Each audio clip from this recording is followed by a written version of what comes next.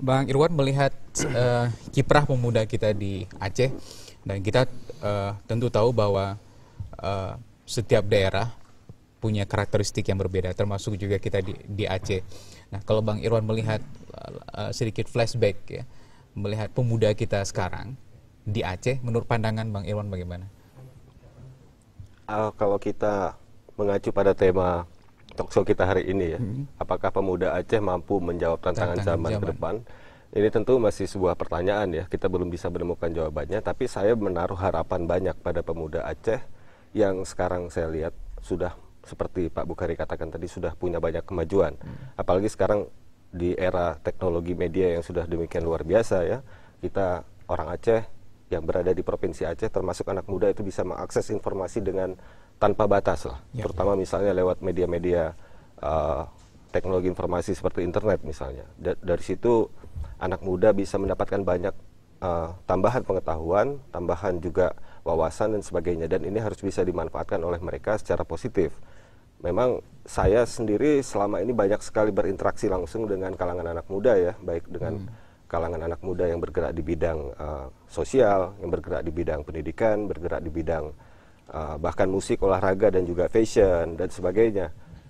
Termasuk anak-anak muda dari grup Aftur tadi ya. Iya. Ya, saya juga sering ketemu dengan mereka. Dan saya lihat ada potensi besar pada anak-anak muda Aceh ini untuk bisa maju dan jauh lebih berkembang. Dan saya kira anak-anak muda Aceh sekarang ini sudah tidak kalah lagi dengan anak-anak muda di kota-kota besar lainnya di Indonesia ya. Kalau Karena ukurnya bagaimana itu Bang? tolak ukur kita lihat dari hasil kreasi dan karya mereka ya. Karya mereka di bidang musik misalnya. Di bidang musik saya sering menghadiri acara-acara mereka dan hasil karya mereka luar biasa. Dan juga di bidang perfilman, kita juga kenal beberapa anak muda Aceh yang berprestasi misalnya di Eagle Award dan sebagainya. Juga di bidang olahraga, kita juga punya kebanggaan pada beberapa anak muda Aceh yang sekarang ikut di Timnas Indonesia misalnya. Juga di bidang berbagai bidang lainnya, misalnya di bidang teknologi informasi. Juga anak muda Aceh sekarang juga sudah sering ikut kompetisi di bidang teknologi informasi, dan baru-baru ini juga ada anak muda yang meraih penghargaan di bidang itu. Jadi saya tidak menaruh kekhawatiran pada anak muda Aceh ke depan bahwa mereka ini akan mampu menjawab tantangan zaman. Cuma mereka harus sadar bahwa tantangan zaman ke depan bukan seperti tantangan pada hari ini. Ya, tantangan di masa lalu, hari ini, dan masa depan itu berbeda. Masa depan itu jauh lebih berat tantangannya.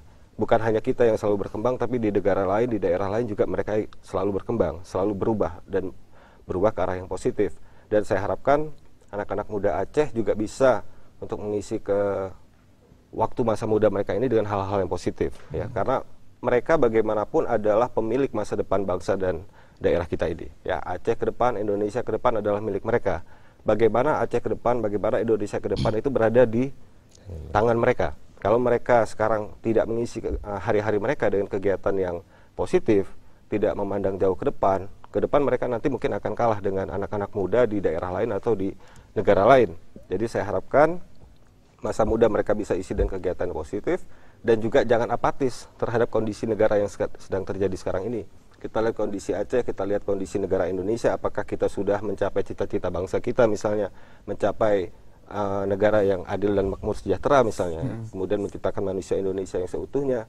Tapi kondisi anak muda ini tidak terlepas dari orang tua. Ya, orang tua baik itu di rumah, di sekolah, di lingkungan sehari-hari, juga para pejabat dan pemerintahan ini harus memberi contoh yang baik pada anak muda. Ya, saya sering misalnya mengadakan pertemuan ya, rapat di beberapa kegiatan misalnya dihadiri oleh anak muda dan dihadiri oleh orang tua, dan banyak juga orang tua yang tidak memberi contoh yang positif bagi anak muda, dan ini berbahaya bagi generasi muda kita ke depan.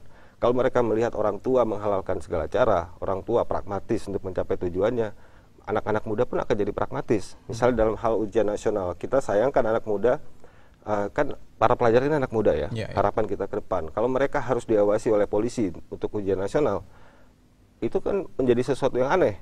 Ujian nasional harus diawasi oleh polisi misalnya.